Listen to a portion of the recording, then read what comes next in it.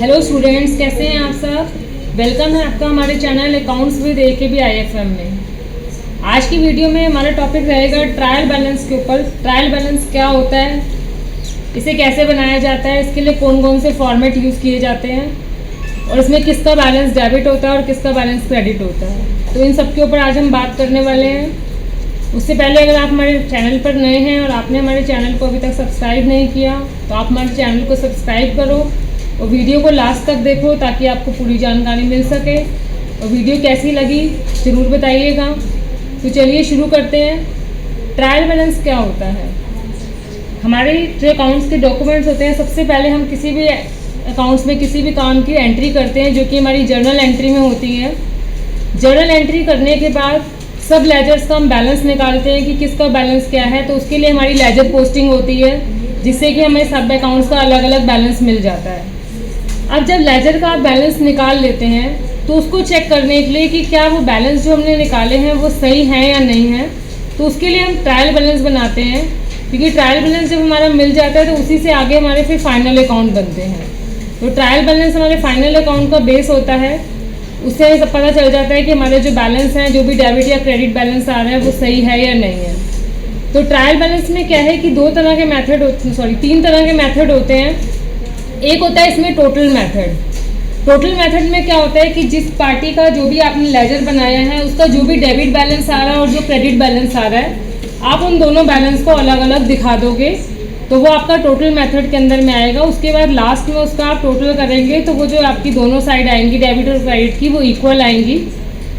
Second हमारा होता है बैलेंस मेथड। बैलेंस मेथड के अंदर में क्या होता है, जो हम लेजर पोस्टिंग करते हैं तो लेजर पोस्टिंग करते वक्त जो हमारा डेबिट और क्रेडिट साइड होती है उन दोनों का हम डिफरेंस निकालते हैं। उन दोनों के डिफरेंस निकालने के बाद जो भी हमारा बैलेंस बचता है, एक्सेस साइड जिस साइड की भी होती है, उसको हम बैलेंस मेथड में बैलेंस को यूज़ करते हैं। जैसे कि अगर हम लेजर पोस्टिंग कर रहे हैं और लेजर में हमारा डेबिट साइड ज़्यादा आया है और क्रेडिट साइड का बैलेंस कम है, तो जो उन दोनों का डिफरेंस होगा वो आपका डेबिट बैलेंस होगा। तो जो हम बैलेंस मेथड का यूज़ करेंगे ट्रायल बैलेंस के अंदर में, तो उस बैलेंस को हम डेबिट के अंदर लिखेंगे। एक इसके बाद तीसरा होता है टोटल एंड बैलेंस मेथड। इसके अंदर में क्या होता है कि हम जो है 2 कॉलम ना बना के ट्रायल बैलेंस में 4 कॉलम बना लेते हैं। उसके अंदर में हम पहले पार्टी के दोनों बैलेंस लिखते हैं कि डेबिट में क्या आ रहा है, क्रेडिट में क्या आ रहा है। उसके बाद हम उनका जो है डिफरेंस जो भी होगा डेबिट या क्रेडिट उस कॉलम में लिख के, तो बैलेंस भी, यानी हमने टोटल मेथड के अंदर में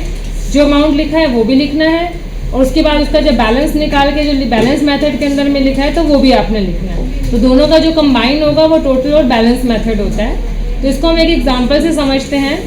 यहाँ पे एक हमारा ये एग्जांपल है। जैसे ये बैलेंस दिए हुए हैं, देखिए कैश का डेबिट बैलेंस भी है हमारे पास, क्रेडिट बैलेंस भी है, कैपिटल का बैलेंस दिया हुआ है, परचेज का बैलेंस डेबिट और क्रेडिट है, सेल का बैलेंस है आपका, कंपनी का बैलेंस है, फर्नीचर का है, डिस्काउंट का है, ड्राइंग का है, सैलरी का है और रेंट का है। अब इसको अगर हम टोटल मेथड से बनाते हैं तो टोटल मेथड से बनाते वक्त हम क्या फॉर्मेट यूज़ करेंगे। इस तरह से हमारा फॉर्मेट रहेगा। ट्रायल बैलेंस ऑफ में यहाँ पे आप कंपनी का नाम लिख देंगे। एज ऑन में किस डेट का बना रहे हैं आप, किस डेट तक का बना रहे हैं। वैसे तो ईयरली बनता है, बाकी वैसे आप हाफ ईयरली या क्वार्टरली में अगर बैलेंस चेक करना चाहें तो जिस डेट तक का बना रहे हैं वो डेट डाल देंगे। अब उसके बाद इसमें जो कॉलम बनेंगे, serial number, name of ledger account भी आप लिख सकते हैं। यहाँ पे आप पर्टिकुलर्स भी लिख सकते हैं, हेड ऑफ अकाउंट्स भी लिख सकते हैं, जैसा आपको सही लगे। इसके बाद LF होता है। LF का मतलब होता है लेजर फोलियो, यानी जो भी आप लेजर का बैलेंस लिख रहे हैं तो उसमें जो उसकी पोस्टिंग आपने लेजर में की है तो वो किस पेज पे है, तो यहाँ पे उसका पेज नंबर लिखा जाता है। उसके बाद इसमें डेबिट अमाउंट है और क्रेडिट अमाउंट है। अब यहाँ पे क्या किया, जैसे कैश का हमारे पास डेबिट भी था और क्रेडिट भी था, तो हमने कैश अकाउंट लिख के उसका डेबिट और क्रेडिट दोनों बैलेंस लिख दिए। कैपिटल हमेशा क्रेडिट है हमारी, अगर इसमें से कुछ हमने ड्राइंग की होती तो वो डेबिट में आ जाती। परचेज आपकी डेबिट में भी है और कोई परचेज रिटर्न हुई है तो परचेज जब क्रेडिट हुई है तो उसका क्रेडिट बैलेंस आ गया। इसके बाद आपका सेल का क्रेडिट बैलेंस आ गया। अगर कोई सेल रिटर्न होती तो उसको हम डेबिट में लिखते। कंपनी का डेबिट भी है, क्रेडिट भी है, तो दोनों जगह सेम है। इसका मतलब ये है कि भाई जितना आया उतना ही चला गया। इसके बाद आपका फर्नीचर का बैलेंस आ गया। डिस्काउंट जो डेबिट है, आपने डिस्काउंट दिया है और जो डिस्काउंट आपको मिला है, ये दोनों अलग अलग बैलेंस लिखे हुए हैं। यहाँ पे आपकी ड्राइंग आ गई। अब देखिए यहाँ पे जैसे कैपिटल क्रेडिट में है और ड्राइंग डेबिट में है, तो आप ऐसे भी लिख सकते हैं। अदरवाइज अगर ड्राइंग भी कैपिटल का ही एक पार्ट है तो आप इसको कैपिटल के आगे भी 500 रुपीज़ को लिख सकते हैं। इसके बाद आपका सैलरी आ गया और रेंट आ गया। जब इन दोनों साइड का हमने टोटल किया तो ये दोनों टोटल इक्वल हैं, यानी हमारा टोटल मेथड हो गया जिसमें हमने दोनों बैलेंस लिखे हैं, चाहे वो डेबिट है चाहे वो क्रेडिट है। अब इसी के बाद अगर हम दूसरी बात करें बैलेंस मेथड की, तो बैलेंस मेथड में अब देखो क्या हुआ।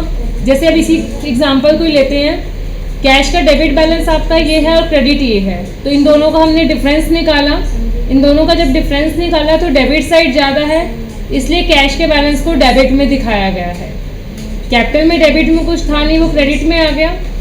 सेम ऐसे ही परचेज में आपका डेबिट अमाउंट भी है क्रेडिट अमाउंट भी है, तो डेबिट साइड ज़्यादा है, इन दोनों का डिफरेंस निकाल के डेबिट में अमाउंट दिखा दिया, सेल को क्रेडिट में ले लिया। इसके बाद फर्नीचर, ड्राइंग्स, सैलरी और रेंट इन सबका डेबिट बैलेंस था। बट डिस्काउंट में क्या है कि डेबिट और क्रेडिट दोनों हैं, तो उन दोनों का डिफरेंस निकाल के उसको हमने डेबिट में दिखा दिया। तो ये हमने सबके बैलेंस दिखा दिया। जब बैलेंस निकालने के बाद भी आप टोटल करेंगे तो टोटल आपका इक्वल ही आएगा। टोटल मेथड जितना अमाउंट नहीं आएगा, बट अमाउंट चेंज हो जाएगा क्योंकि हमने इसमें डिफरेंस अमाउंट लिया है। बट जो आपस का जो टोटल है डेबिट और क्रेडिट का वो इक्वल आएगा। तो देखिए ये आपके सामने बैलेंस मेथड में दोनों अमाउंट इक्वल आए हैं। तो इस तरह से दो मेथड होते हैं ट्रायल बैलेंस की। और तीसरा अगर हम करते हैं तो उसमें क्या है कि हमारे ये दोनों कॉलम भी आएंगे और ये दोनों कॉलम भी आएंगे, तो वो हमारा टोटल और बैलेंस मेथड हो जाएगा। उसके अंदर में इस तरह से आ जाएगा कि आपका जो है डेबिट इसका इतना है, क्रेडिट इतना है और बैलेंस अमाउंट डेबिट है तो डेबिट में लिखेंगे, क्रेडिट है तो क्रेडिट में लिखेंगे।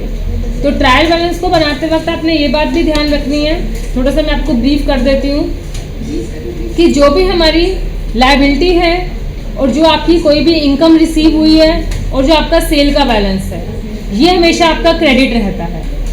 इसके अलावा इनकम के अपोजिट अगर हम लें तो एक्सपेंस, तो कोई भी आपका एक्सपेंस है जो आपने किया है, आपकी कोई भी एसेट्स है और आपकी जो परचेज है वो हमेशा डेबिट रहेंगी।